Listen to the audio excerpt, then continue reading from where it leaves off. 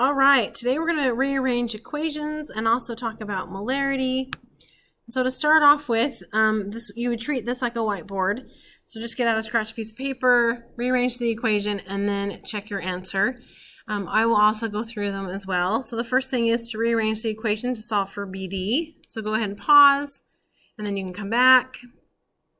Okay, to rearrange this equation, remember we want to get rid of this denominator anytime we have one. So you do the opposite of what's happening here, which is division. Opposite is multiplication. So you're going to multiply both sides by QR. When you do that, that cancels that out. So now your answer is BD is equal to QRX. Okay, fantastic. All right. Next one you're going to do is you're now going to solve for, if I can get this out of here,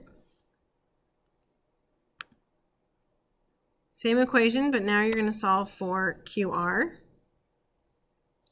Okay, so again, when we're solving for this, the biggest thing is get this denominator out of here. So you're going to go ahead and multiply by QR again to get it out of this denominator spot. So now you have QRX equals BD. And to get the QR by itself, you're going to divide by X on both sides. So now your answer is QR equals BD over X, and that is your final answer.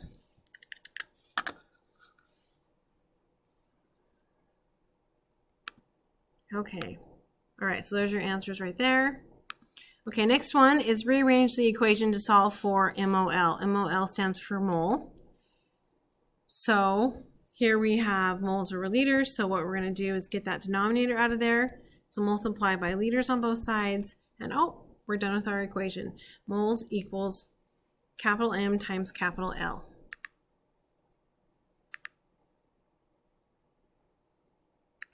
Okay, next one, rearrange the equation to solve for L. So on this one, we're again going to get that denominator out of there. So now we get L times M equals mole. So to get liters all by itself, we're going to divide by the capital M. So our answer is going to be capital L equals moles divided by capital M. Okay, and there's your answers right there. Okay, now you're going to rearrange to solve for L. We've already done this. So this answer was L equals moles over capital M. But now I want you to go ahead and plug in, uh-oh, sorry, it's going to make me get out of here. Plug in these numbers. Okay, so again, it was liters equals moles over molarity. So now we just plug in these numbers. So we're going to have 6.8 divided by 3.4. When you divide that, you get 2, and that's what your answer for L is. So L equals 2. Okay, there you go. All right, the takeaway on this is that I've just noticed in my umpteenth years of teaching that usually students make fewer mistakes when you rearrange the equation first and then plug in the values. Especially when you're dealing with denominators, you got to get those denominators up and out of there so you don't have them anymore. But that's just my opinion. Just fewer mistakes are made. So think about rearranging the equation before you plug in your numbers. Okay, now we're going to go ahead and do something a little different. If you want to go to page 4 at the very top, page 4, letters A through E, this is what you did on Monday. You're supposed to do this on your own. This is a review of what we've done in Chem A and in Chem B, and in Chem B. But now we're just going to review it again. So these are different questions, but the same type of questions on page 4. So first of all, what is the molar mass of neon? Around to the nearest hundredths. Go ahead and do that. And when you do that, you're going to look on the periodic table, and you're going to find the answer is 20.18 grams. Okay, next one, what is the molar mass of calcium iodide? Again, round to the nearest hundredths place. So on this one, you've got 1 atom of calcium, so that's going to equal 40.08 grams. That's calcium. That looks terrible. Okay. Then iodine, you've got 2 of them, and each one is 126.9 grams. So you'd end up multiplying that and then adding them together for a grand total of 293.88 grams. So that's how many grams are in 1 mole of calcium iodide. Okay, the next part right here, we're going to talk about how many moles are in 30 grams of magnesium hydroxide. So just a couple of things before we start this one. So just as a reminder, whenever we go from grams to moles or vice versa, we're going to use our molar mass conversion, which is 1 mole of any pure substance, whether that be an element or a compound, is going to equal the mass of that same substance. Okay, so that's the first thing. The second thing is you're going to set up a fence. So this fence, for example, you're going to start with the 30 grams. You're going to have grams on the bottom and 1 mole on the top. And this is, of course, going to all be of magnesium hydroxide. So this is just a molar mass conversion. Okay, so go ahead and try that, and then I want you to check your answer. Okay, there's your answer right there. Notice how we always start with the number that they give us in the problem. So we're starting with this 30 grams. Since we have grams of magnesium hydroxide here, we want to put it down here because we're going to cancel them. What's equal to the grams of magnesium hydroxide? The 1 mole is. And we got this 58 because we added up 1 magnesium, 2 oxygens, and 2 hydrogens. And then also remember that here's our horizontal line. Anything above this line, you multiply. Anything below this line, you divide. So you're multiplying 30 by 1 and then dividing that by 58.33 to give you a grand total of the 0.51 moles of magnesium hydroxide. Okay, let's do another one. This one, we're just doing the opposite. So this one, we're starting with moles and we're trying to find grams. So go ahead and pause. Try that out. Okay. The answer here is 550.13 grams. So on this one, we started with the 12.5 moles. And because we have moles here, we want the moles down here. We're still using that 1 mole equals the mass of the same substance. We're using this molar mass conversion right here. So 1 mole goes on the bottom, and then the mass of your calcium and your carbon and your oxygen go right here. Okay, please let me know if you have any questions at all. All right. Okay. Now I want you to go back to page 4. So like I said earlier, you should have A through E on this page already done. You did this last Monday. Okay, those should already be done. And what we just went over was what was in here. So if you don't have this done, make sure you get it done. But right now we're going to start right here on where it says molarity. So I'm going to have you just go through these slides and pause them, write down what you need to, and then come back. Okay, so first thing is molarity. Here's the definition. Okay, molarity tells us how many moles of solute are present in 1 liter of solution. So think about solute and solution and what those mean. Okay, solute is how many moles we have of the substance being dissolved. So if we have sugar water, it's saying how many moles of sugar do we have. Solution is the combination of the solute and the solvent. So what's the total amount? And that's 1 liter of solution. So of the 2 substances mixed. So in sugar water, it's the sugar and the water that make up the solution. Okay, go ahead and write this down in your box. This is your equation for molarity, which is why we're doing all these things with moles and grams. Another thing I want you to write down here, maybe to the side or in the box, is that capital M equals moles over capital L. That's just an abbreviation of what this is right here. But this is good because it has the word solute and solution. Okay.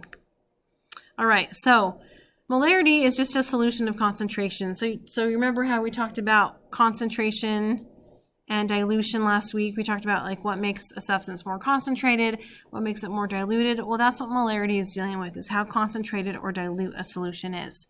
So to give you an example, if we have an 18 molarity solution, sometimes we just call this molar because it sounds a little better. So if we have an 18 molar solution, what this means is that we have 18 moles of solute in 1 liter of solution. Okay, so 18 moles of solute and 1 liter of solution. So think about a 5 molar solution. How many moles per solution do we have? Well, in this one, we've got 5 moles of solute. And you've guessed it, 1 liter of our solution.